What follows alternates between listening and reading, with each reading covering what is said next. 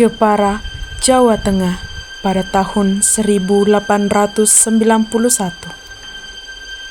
Hari itu, Kartini kecil tidak bisa berhenti bersedih. Kedua orang tuanya, Raden Mas Adipati Aryo Sosroningrat dan Mas Ajeng Ngasirah, menyampaikan sebuah berita yang membuatnya sangat terkejut. Sudah waktunya baginya untuk dipingit seperti gadis di perbumi lainnya yang berhenti sekolah dan bersembunyi di tembok tinggi. Bu, Pak, Trinil ingin melanjutkan sekolah. Trinil ingin menjadi gadis pribumi yang cerdas, memiliki cita-cita membuat dunia ini terang. Trinil tak mau dipingit. Trinil ingin melanjutkan sekolah, Pak, Bu. Tidak, Trinil. Bapak tidak bisa menuruti permintaannya. Ini adalah adat istiadat sejak dulu. Perempuan tidak perlu bersekolah tinggi, nak. Sudah saatnya kamu untuk dipingit, mempelajari segala hal yang harus kamu ketahui, dan menemukan lelaki yang tepat. Pak, tidak bisakah sesekali tradisi ini tidak dilaksanakan? Tidak, Trinil. Bapak adalah bupati, pemimpin rakyat Jepara. Tidak seharusnya Bapak menghancurkan tradisi kita sendiri. Bu, Trinil mohon, Bu. Sudahlah, nak. Laksanakan apa yang menjadi tradisi. Kelak engkau mengerti mengapa semua ini dilakukan. Kartini adalah anak perempuan tertua, maka ialah yang pertama kali merasakan bagaimana rasanya dipingit. Bagaimana ya rasanya dipingit? Entahlah, Trinil. Yang pasti tentu saja berani sebebas beroperasi dengan semua orang. Kau akan dikawal kemanapun kau mau. Aku tak mau dipingit. Aku ingin bersekolah. Tenanglah, Trinil, ini sudah menjadi adat kini.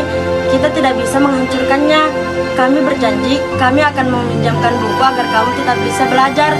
Aku akan menjadi guru bahasa Belandamu dan menggantikan guru lamamu. Terima kasih. Aku sangat menyayangi kalian semua. Perasaanku sekarang sangat kacau. Semuanya serasa seperti di penjara. Sabarlah, Trinil. Kamu pasti bisa melewati semua ini. Kamu perempuan yang tangguh, kami yakin.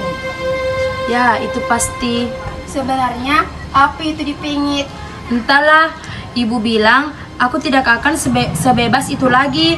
Kemanapun aku pergi, aku tetap dikawal. Sebenarnya aku tidak masalah dengan ini semua. Aku hanya ingin bersekolah.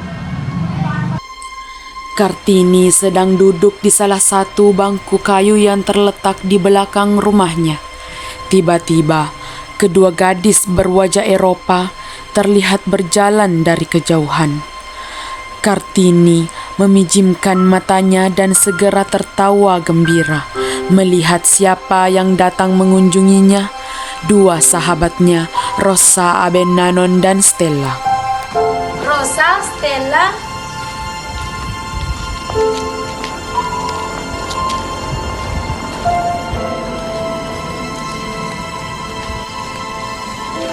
Kartini, bagaimana kabarmu?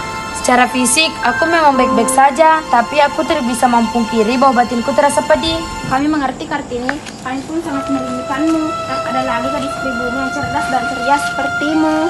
Aku juga sangat merindukan kalian. Aku ingin kembali, tapi tradisi ini membuatku tidak bisa melakukan apa yang ku mau. Aku pun tidak mengerti tradisi itu, Kartini. Apa salahnya perempuan bersekolah? Aku juga berpikir seperti ini, Kartini. Kalau kau tak bersekolah, lalu apa yang kau lakukan, Kartini? Aku hanya melakukan apa yang dilakukan perempuan pribumi selayaknya. Kemudian aku akan menikah. Itulah yang dikatakan ibuku. Kartini, bersabarlah. Kalau kau membutuhkan bantuan kami akan ada selalu untukmu. Terima kasih, Stella, Rosa. Ini kami bawakan buku-buku untukmu. Beberapa di antaranya berbahasa Belanda. Kamu bisa mempelajari buku-buku ini. Sungguh, aku tidak bisa mengatakan apapun. Ya, Kartini, baiklah. Hari-harinya pun diisi dengan semua hal yang katanya harus bisa dilakukan oleh wanita sejati.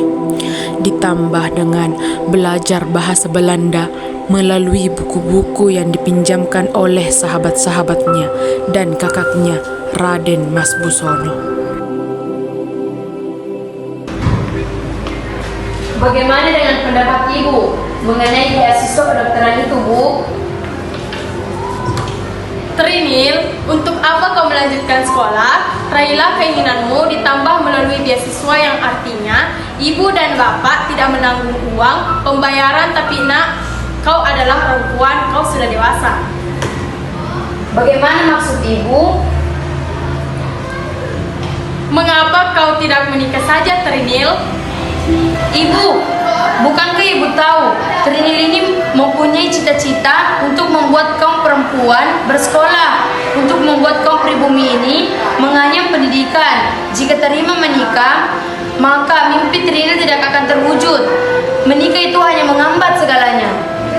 Kau adalah wanita, umurmu sudah cukup. Bahkan, biasanya tidak ada wanita berumur 24 tahun yang belum menikah. Di Jepara, kau harus sadari itu, Trinil. Sudah saatnya berhenti sekolah dan kau akan dilamar Adipati Arya Sendiri, Bupati Rembang. Dia sudah 3 kali menikah, namun ia yakin ia cocok untukmu.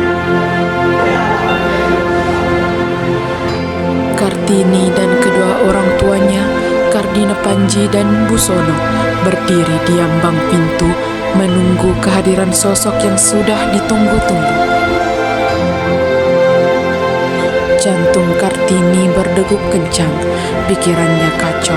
Ia masih belum siap bagaimana bila lelaki itu akan menghambat mimpinya. Tentunya keluarga